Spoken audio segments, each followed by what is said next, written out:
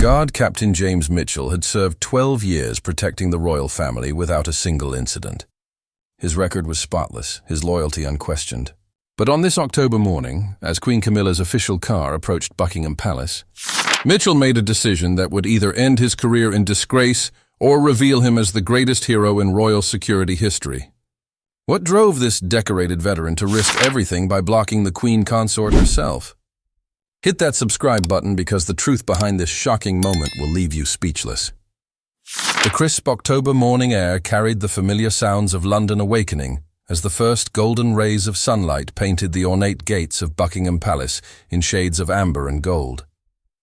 It was 9:47 a.m. on a Tuesday that would forever be etched in royal history.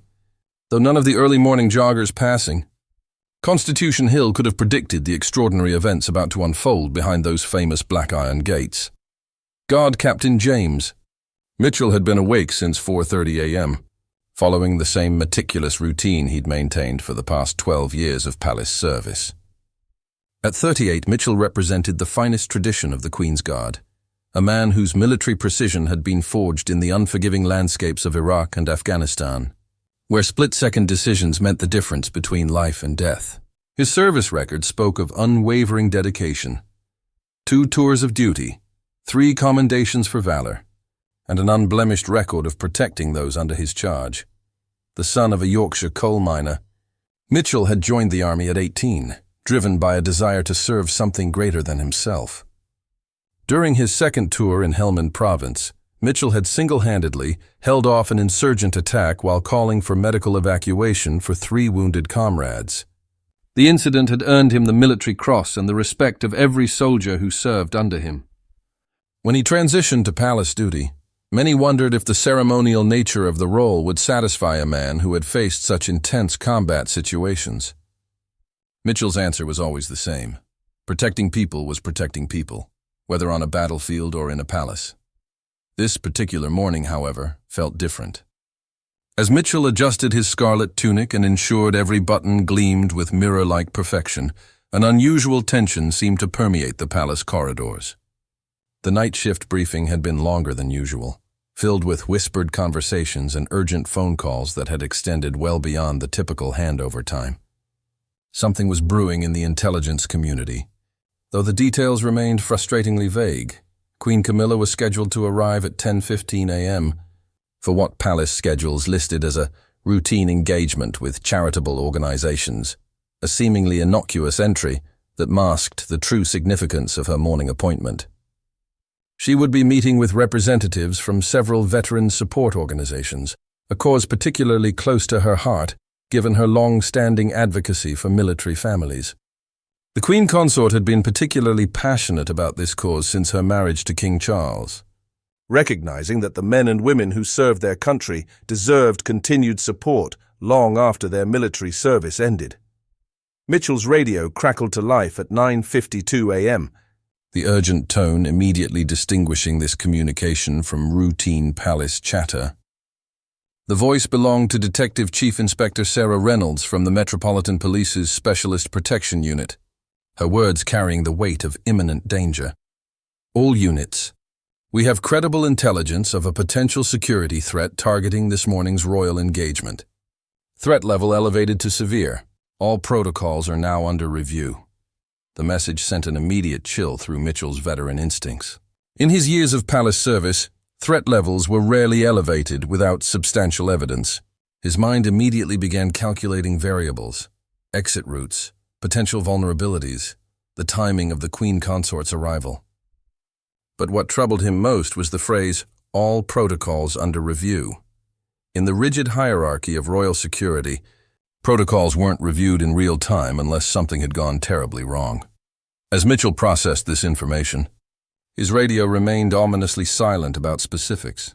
No details about the nature of the threat, no revised security measures, no updated instructions for the Queen Consort's arrival.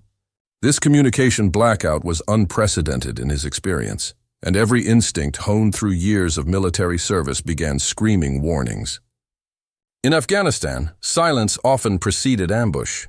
At Buckingham Palace, it could mean something far worse. At 10:05 a.m., 10 minutes before Queen Camilla's scheduled arrival, Mitchell received another fragmented transmission that would haunt him for the rest of his life. Package. Unaccounted for. Blue room vicinity. Attempting to verify. The transmission cut off abruptly, leaving Mitchell with incomplete information about a potential threat in the very area where the Queen Consort would be conducting her charitable meeting. The Blue Room, an elegant stateroom traditionally used for important receptions, was exactly where Queen Camilla would be greeting her guests. If there was indeed an unaccounted package in that vicinity, the implications were terrifying. Mitchell's military training immediately categorized this as a code red situation, immediate danger to a protected person requiring decisive action. But his radio remained silent about evacuation procedures, revised routes, or any official response to this potential threat. As the distinctive sound of a Bentley's engine grew louder outside the palace gates, Mitchell found himself facing an impossible decision that would define not just his career, but potentially save or cost the life of the woman he had sworn to protect. The Queen Consort's motorcade was approaching right on schedule, completely unaware of the potential danger awaiting inside the palace walls. Mitchell's mind raced through his options with the tactical precision that had kept him alive in some of the world's most dangerous conflicts. Option 1. Follow standard protocol, allow Queen Camilla to proceed to the Blue Room as scheduled, and trust that other security personnel had addressed the mysterious package situation. This was the safe choice professionally, the one that would preserve his career and maintain the seamless operation of royal protocol. But it was also the choice that could result in catastrophe if the threat was real and unresolved. Option 2. Break every rule of royal etiquette and potentially commit career. Suicide by physically preventing the Queen Consort from entering the palace until he could confirm her safety. The breach of protocol would be so unprecedented that it could result in his name becoming synonymous with the greatest security failure in modern royal history. The weight of this decision was enormous. In 12 years of service, no member of the Queen's Guard had ever physically obstructed a senior member of the royal family. The very concept was so contrary to established protocol that there were no procedures in place for handling such a situation. Yet Mitchell's military experience told him that incomplete intelligence about potential explosive devices was not something to gamble with, regardless of the social consequences. As Queen Camilla's Bentley pulled through the palace gates at exactly 10:15 a.m., Mitchell could see the familiar routine beginning to unfold with the precision of a well-rehearsed performance. The Queen Consort's personal protection officers flanked the vehicle, their eyes scanning the crowd of tourists who had gathered to catch a glimpse of royalty. Palace staff members positioned themselves along the red carpet that had been rolled out for the occasion, their faces bright with anticipation. But Mitchell knew something the others didn't. His radio had remained ominously silent about the package situation for the past 10 minutes. No all-clear had been given. No updated security briefing had been provided. In his military experience, this level of communication failure during a potential threat situation was unacceptable and dangerous. As Queen Camilla emerged from her vehicle, resplendent in a navy blue coat and matching hat, she smiled warmly at the assembled crowd. Her grace and composure were evident as she began her customary acknowledgement of the gathered well-wishers, raising her gloved hand in the familiar royal wave. The Queen Consort's reputation for kindness and accessibility had made her particularly beloved among both palace staff and the general public. Her protection detail flanked her as she began her walk toward the palace entrance, their professional alertness evident but not alarming. But Mitchell realized with growing horror that they too seemed oblivious to the potential threat in the Blue Room. The communication breakdown was complete, leaving him as possibly the only person aware of the danger. What happened next occurred in slow motion for Mitchell, though witnesses later described it as happening with startling suddenness. As Queen Camilla approached the palace steps, her usual warm smile brightening her face as she prepared to greet the waiting staff members, Mitchell made a decision that would reverberate through the corridors of Buckingham Palace for generations to come. The Queen Consort was now just 30 feet from the palace entrance, her path inevitably leading toward the Blue Room where the mysterious package situation remained unresolved. Mitchell's hands began to tremble almost imperceptibly as the magnitude of what he was about to do crashed over him. He was about to commit an act that would either be remembered as the greatest breach of royal protocol in modern history or the most heroic moment of his life. With the precision of a soldier who had faced enemy fire, Mitchell stepped directly into Queen Camilla's path, his white-gloved hand raised in a gesture that was both respectful and unmistakably final. The movement was so unexpected, so unprecedented, that for a moment the entire scene seemed frozen in time, like a photograph capturing the exact instant when centuries of tradition collided with modern security realities.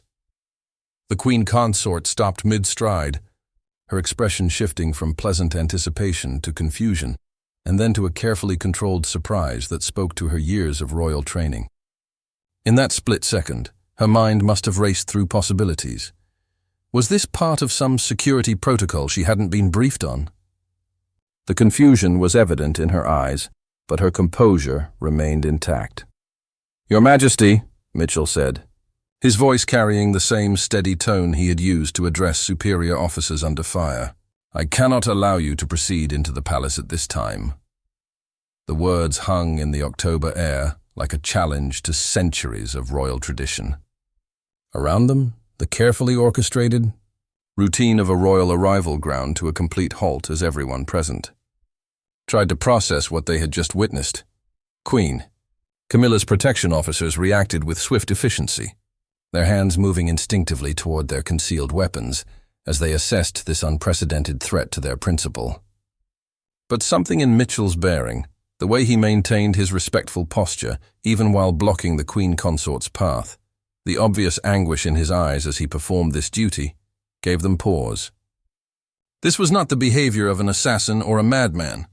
This was the action of a man torn between competing loyalties. "Captain Mitchell," Queen Camilla said, her voice maintaining the calm authority that had served her through decades of public life. "I'm afraid I don't understand. Is there some protocol I'm unaware of?" Her words were carefully chosen, designed to give Mitchell an opportunity to explain himself while maintaining the dignity of the moment. Even in this unprecedented situation, her grace under pressure was evident to all who witnessed it. The crowd of tourists who had gathered to witness what they expected to be a routine royal engagement found themselves witnessing history instead. Phones were raised, cameras began recording, and within minutes the footage would be circulating around the world. But in that moment, the focus was entirely on the tense standoff between a decorated war veteran and the Queen Consort of England. Mitchell's radio had remained silent throughout this exchange, providing no updates on the mysterious package situation, no guidance from superior officers, no resolution to the intelligence that had prompted his desperate action. He was entirely alone in his decision, supported only by his military training and his unwavering commitment to protecting those under his charge, regardless of the personal cost. "Ma'am," Mitchell replied, his voice steady despite the enormity of what he was doing, "I have received intelligence of a potential security threat within the palace. Until this threat can be properly assessed and cleared, I cannot in good conscience allow you to proceed."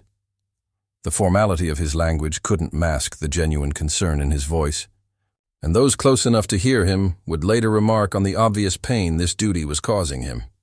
The use of the phrase "in good conscience" was particularly significant, as it revealed that Mitchell was acting not out of any official authority, but from his personal moral conviction that protecting the Queen Consort's life took precedence over maintaining protocol. This was a man choosing to risk everything based on his own judgment about what duty required in an unprecedented situation. The standoff continued for what felt like hours, but was actually less than 3 minutes. During that time, the weight of centuries of royal protocol pressed against the urgent demands of modern security concerns. Mitchell stood firm, his military bearing evident even as he committed what many would consider an unforgivable breach of royal etiquette. Queen Camilla remained composed, her years of public service providing her with the poise to handle even this extraordinary situation with dignity. The resolution came suddenly and dramatically, validating Mitchell's controversial decision in the most definitive way possible. At 10:18 a.m., just as palace officials were beginning to surround Mitchell with the clear intention of removing him from the Queen Consort's path, His radio exploded with urgent activity that would change everyone's understanding of what had just occurred. All units, came the voice of Detective Chief Inspector Reynolds, her words carrying a mixture of relief and residual fear. Suspicious package in Blue Room has been confirmed as containing explosive materials. Bomb disposal unit has safely detonated the device. Area is now secure, but evacuation protocols remain in effect.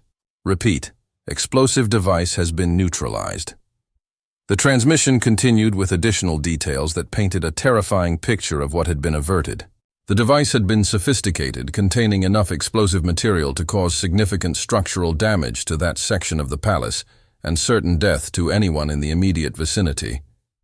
The bomb had been concealed within what appeared to be a ceremonial gift intended for the Queen Consort's charitable engagement, making it virtually undetectable during routine security sweeps. The effect of this transmission on the assembled crowd was immediate and profound. Palace officials who had been preparing to discipline Mitchell suddenly understood that his apparent breach of protocol had actually prevented a potential catastrophe. The shift in their expressions was visible as the implications of Reynolds' words sank in. Mitchell hadn't been acting irrationally or insubordinately. He had been acting heroically, risking his career to save the Queen Consort's life based on incomplete intelligence and his own moral conviction. The crowd of tourists, many of whom were still recording the incident on their phones, erupted in spontaneous applause as the true nature of what they had witnessed became clear.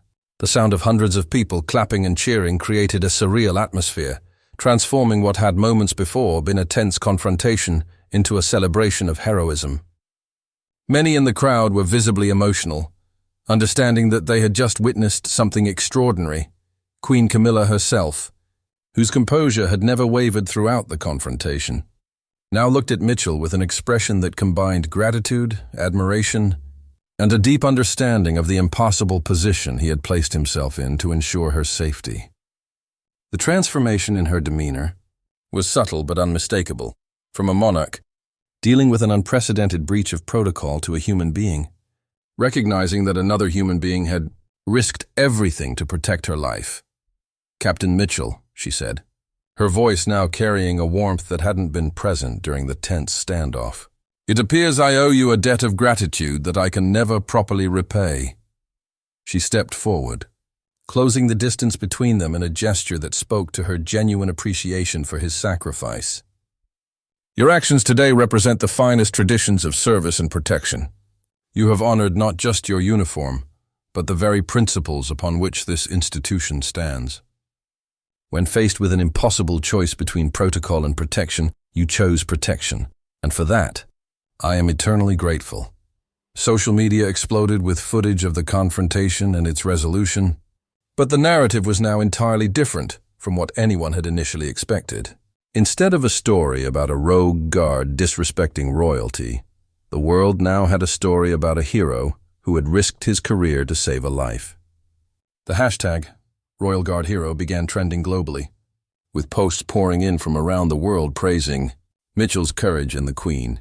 Consort's gracious response, intelligence, later revealed that the device had been planted by a domestic terrorist group with anti-monarchist sympathies, who had exploited a brief security gap during the early morning hours to position their weapon.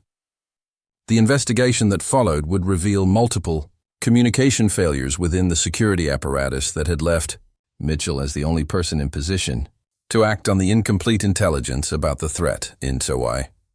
The days that followed, Mitchell would receive commendations not just from the royal family, but from security services around the world who recognized his actions as a textbook example of protective instincts overriding social protocols when lives were at stake. Queen Camilla personally ensured that his service record reflected his heroism, and she made a point of mentioning his actions in subsequent public appearances.